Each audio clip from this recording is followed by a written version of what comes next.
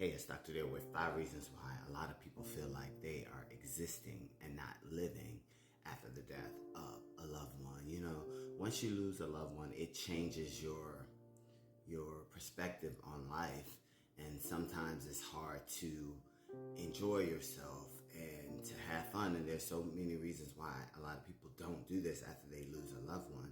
And here's 5 of those, and that leads me to number 1. They feel like they're living at autopilot. Once that person died, they feel like they don't have joy, they don't have anything to be excited for, so they're just going through the motions of life, just going to work, coming home, but not really connected with anything. And that leads me to number 2.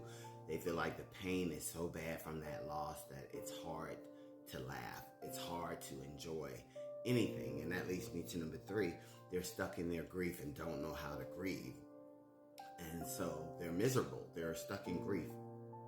And that leads me to number 4. They know they need to talk to someone, but they don't know who to talk to.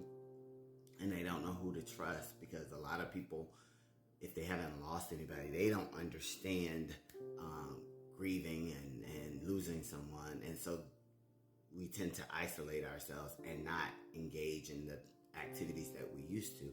So we're just existing. And that leads me to number 5.